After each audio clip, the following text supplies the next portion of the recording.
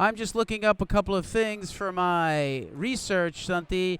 Welcome to the Strand Tennis Center podcast, everybody. I'm Steve Capo. I'm your host, looking at some stuff here.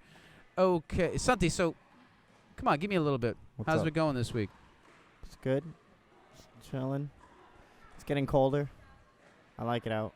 You just want to snowboard. Waiting for it to snow.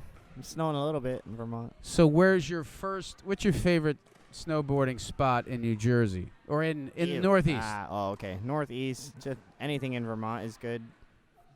Pretty much.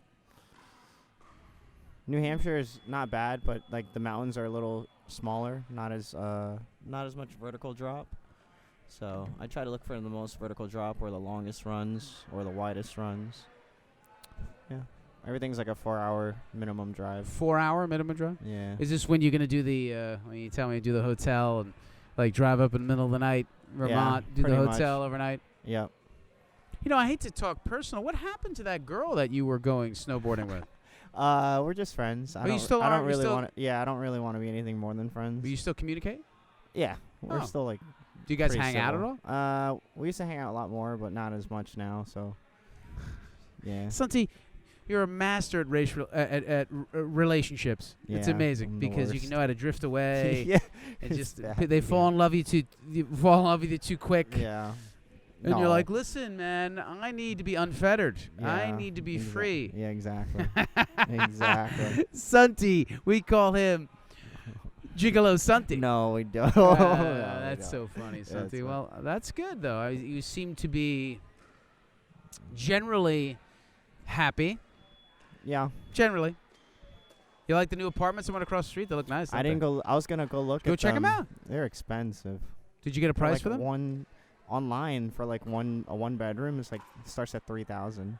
$3,000 a month for a one bedroom. For a one bedroom, yeah, that's a lot. That seems But they give you a lot of amenities. Tons of them. There's a pool. There's there's a gym. That's a lot. So it's $3,000 for a one bedroom. Yeah. And a studio? They have a studio? They don't have studios. So they have a one bedroom for $3,000. That's insane. That seems insane. And a two bedroom is what, $5,000? No, I think it's like a little under 4. You know. Wow. It's good for a couple. You know, they could split it. Like you're talking about like a couple with no kids. Yeah. And they're just together and they move into one bedroom. It's cheap. It's close to the train. And they both have jobs and they go to the train. And then also they provide shuttle service to the trains, which is that was their big selling point because of the traffic pattern. They're going to provide shuttle service. And I like the underground car garage. Oh, yeah, it's like Hoboken. Nice. Yeah. It's perfect. So you got a spot. There's no worry. You needed a garage. If you don't have one, it's a mess. Yeah. It's a beautiful building. They did a great job. Yeah. I got to go check it out. Hey, everybody. Welcome to the next episode of the Strand Tennis Center podcast, filled with tips, advice, tennis, not tennis, just life advice, too, whatever you need. Like it on YouTube. Share it on the podcast as well. Thank you. All right. So what I'm going to talk about, Santi, is a couple of things. They all equate to tennis and business. It always works. But I'd like to talk about, and I brought the book, but maybe I don't need it, but Russell Brunson, who's a great salesman, did a mastermind with Tim Ferriss. You know who Tim Ferriss is, right? Wrote all these books. He's got a great podcast. Talking about the domino effect. You know what the domino effect is? Not really, no. Okay. So the domino effect is basically, if I push over the correct domino or the biggest domino, all the other ones will fall. Okay. And we're going to equate this with tennis practice and with business. The problem is we get sidetracked and distracted by all the dominoes when really we just need to focus on the biggest domino or the one. That's why I talk about constraints, the same thing, but it's a better way to look at it. The domino effect will show you that you don't have to be busy all day. Okay. And they asked Ferriss this question in a mastermind. They go, "What do you do? You're so productive." He goes, "Well, I get up, I do a meditation, I drink coffee, I read a book, and I kind of just wait around for the biggest domino to knock over." Okay. So he's not busy with 1,000 things. You'll find yourself, whether you're playing tennis or whether you get busy with so many different strategies and so many different things, when you see the one domino, and that's really going to unlock everything else. So it's the same thing like making a decision that will solve 1,000 decisions. So Yeah. what decision can you make to solve all the other ones, Santi? What do you think you can make personally? I probably should wake up earlier. And that'll solve all the other it'll solve situations. a lot of problems because I wake up just before I have to come here. You know, either I shower or make coffee and then hop in the car. You know, sometimes I wish I woke up at least an hour and a half earlier than my normal wake up time, so I can like start my day, do whatever I need to do, and like feel more alert. I would say, rather than coming into my first lesson not as alert as I could be, because you know it takes a while, especially if you wake up in the middle of a dream. You wake up kind of groggy. So now I'm trying to time my sleep, meaning like REM cycles are usually every 3 hours.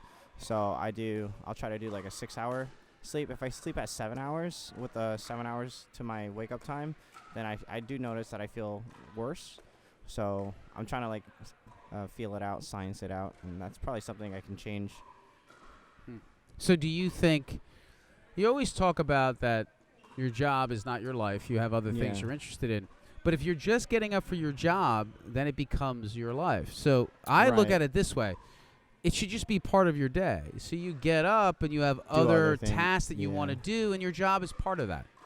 I don't expect everybody's job to be their life. Like, I just love it. I would, you know, we discussed this before about, you know, there's so many different things. So there's so many different thoughts in my head. So we discussed this, how I have outsourced a lot of things. People are running the business and doing things. Mm-hmm. But necessarily replacing myself leaves a vacuum for me. So I need to figure out what to do in the sense of... Are you trying to like fill a void? Yeah, because what happens is, in my perspective, I work 7 days a week, 12, 13 hours a day for, I don't know, 10 years. Yeah. And then we'll get into something else with that. We'll talk about this. So when you go, okay, the business is like is like a baby, so I got to be around it all the time. Now it's 18, 15 years old, and it's not a baby anymore. It's an adolescent, so you let it go. You let it do things and go on its own. Yeah. But you have to then do something else. You have to then, what are you going to sit around and stare at the walls? Like, yeah.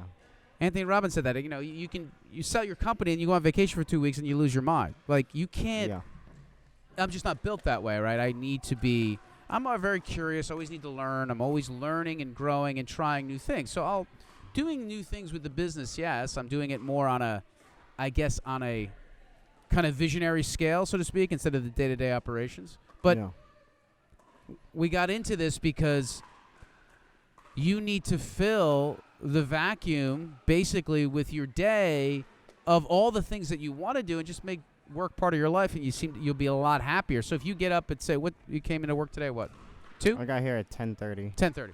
So 10:30, say if you got up at 8 and did and worked out and did, you look at you, it was like painful. You don't see something on camera, but he's like, I wake up, so if I had to get here at 10:30, I wake up at 9:15. That's insane. So I have 30 minutes to get ready or shower and whatever, and then I have 45 minutes to get here. That's with or without traffic. Yeah. But it usually takes 30 to 35 minutes to get here, so I give myself a 10-minute buffer for any road closures and stuff. Yeah, I used to wake up, go surfing, then come here. You know, something like that. If I had like a 10:30, I could wake up at 6 a.m. What happened? I don't know.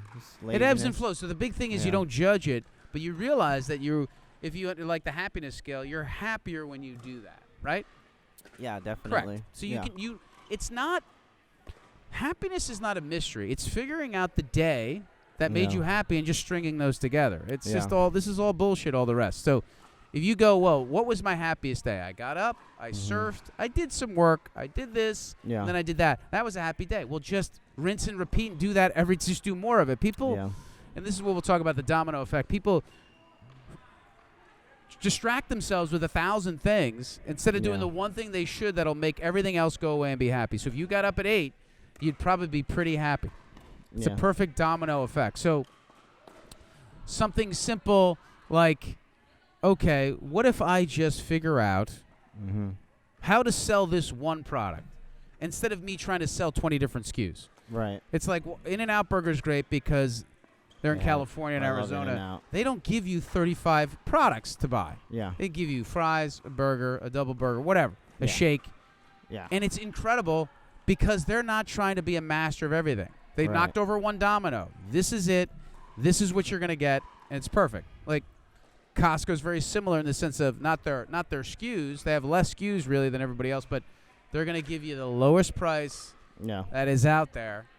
And Yeah. you know, and that's it. You have to focus on one thing that will eliminate all other problems. So if I'm having trouble selling, if I'm having trouble with employees, if I'm having trouble with this, well, maybe if I focus on this one thing and selling this one product, it'll get me more money, and it'll help the employees, it'll help the customers, it'll fill the circle. So that domino effect is key, because what happens is, and again, I've been listening to Alex Hormozi a lot. This is great too. What happens with a business or with tennis or anything, in a 0 to 3 year window, you start practicing. So number one, what happens in this window, you have uninformed positivity. So I start playing tennis, and I'm going to be the greatest tennis player in the world. I'm going to be awesome, right? Yeah. I do that for a while, and then I'm not. So Yeah. then I get informed pessimism. And I'm like, boy, shit, this is harder than I thought. Yeah. This ain't going to work out. And then I have the valley of despair. So after that, I quit, and I try something new. And I can be great at this. Okay. And I can be great at highlight. I can be great at lacrosse. I can be great at basketball, football. And every time it happens, you get uninformed positivity, informed pessimism, and then valley of despair. It happens every single time. If you just stick with it and not quit between that 0 and 3 year window, Yeah. and that's the problem, is people start businesses, they start tennis, and they quit within 3 years because they're not getting what they want. Right. Instead of going everything and realizing it, everything takes a 10-year window to get some sort of aptitude. Yeah. You have to understand that. And if you push through that, year 0 to year 1 has got progress, but year 2 to 3 feels like you're going backwards. You need Right. to get over to year 10. It's just like compound interest, like money. You get to year 10, and you're like, all of those things have kind of built into itself, and then you're an overnight success, right? But you're really not. You've done this for Right. 10 years. So you've got to stop getting out of that cycle. You have to realize everything takes 10 years. You will get all of those things that'll happen, but you keep progressing. After you get valley despair, you don't quit. Yeah. You keep progressing to the next thing, to the next thing, to the next development. And that's really, you'll find the domino. It takes a long time to find the one thing, but you're going to have to suck it up for 3 or 4 years. You're playing tennis. You can't get your forehand right. You can't get your serve. You hit the plateau, and you're just like, boy, I'm no good at this. That's when you have to practice more. That's when you have to analyze more. That's when you have to do more things. You have to do more and do more and do more. Yeah. It's really the difference between you being successful on the court and not. You cannot. Giving yourself a 3-year window for anything is not enough time. It's just not. So, that being said, anything takes 10 years. Like we said, make sure it's the right lever. Don't do something for 10 years and be a puppeteer, like we said, or something that has no ROI. Yeah. Because again, $1 billion or $1 million business will take 10 years anyways. So you have to understand what lever you're pulling when you're doing this. You can't just go willy-nilly into what you're doing. Unless you have a deep passion for something and you love it so much and the money's not important at all. I mean, that's okay, but you have to figure out how to pay your bills, right? So that's a big thing that I was thinking about in regards to getting wrapped up. And again, that's what the other thing between year 1 and year 3, there's other dominoes, right? So you start looking at other dominoes. That's the problem. That's the whole domino effect. You have to just be patient. Like me right now, right? I have to be patient, learn, study. Don't start going, okay, I need to come back in here and mess with everybody because I need to keep busy. Yeah. And that's just another domino going back. So you have to be I mean, Buffett's incredible. Those guys don't. How many trades do they make? You know, how many times do they make a change of position? Berkshire Hathaway. Yeah. It's not about. Munger said it great. It's not being smart. It's stopping yourself from being stupid. And that's the hard part. Like, Okay. you don't have to be super smart. Just stop yourself from being really dumb. Okay. So think about that on the Kinda like tennis that, court. yeah. You don't have to be a super genius. Just don't do anything stupid. Yeah. Don't, like, try to hit a winner from 5 feet behind the baseline. Try to Yeah. hit a drop shot from 10 feet behind the baseline. That's Yeah. all stupid stuff. Yeah. You don't have to be super intelligent. You don't have to, like, be a chess master. Basically, tennis is keeping the ball one ball more in than the other opponent. Just keep it in one more shot. One more shot, one more shot. That's just not being dumb. Right. And you'll win and you'll succeed in life and succeed in business and in tennis if you just learn to say, hey, I'm not going to do anything dumb. And that's the biggest thing. You'll watch tennis players, they'll hit 10 great shot, and then they'll miss 15 in a row because they just can't. There's always talk about shiny new objects. Oh, I want to try this shot. There's too many choices. Oh my! It's almost talent is a little bit of a problem sometimes because if you're too good, your hands are too good. Yeah. You try all these wacky shots when you should just try the simplest thing. Don't overcomplicate it. All you're going to do is not be stupid. That's my tip of the week. Okay. Not be stupid on the court. That really will help you. Think of that strategy. Where's the situation, Santi, where you feel like you were progressing? You told me this and you quit. And you shouldn't have. When I was progressing, you mean like in my other careers I had? And that's the thing Like right my there. other And that's this Yeah. is a perfect discussion So, with like- you. I'm going to interrupt okay. you. This is a perfect discussion with you Yeah. because I've forced you, and I feel like a bully, to stay because that's what you do. You go Yeah. for the next shiny thing because you feel like I'm not progressing or I'm bored, and that's when you have to Yeah. power through, and you'll be successful. Yeah. And you're the exact case of I all know. these dominoes. You're like, Yeah. oh, I'll do this. I'll go to Denver. I'll go to Colorado. I'll hang out with this. I'll go to Hawaii. And I'll find something there, and I'll work as a bartender. Yeah. Don't worry about the shiny new thing. Good. Okay, so my biggest career other than this one was when I worked for Diageo.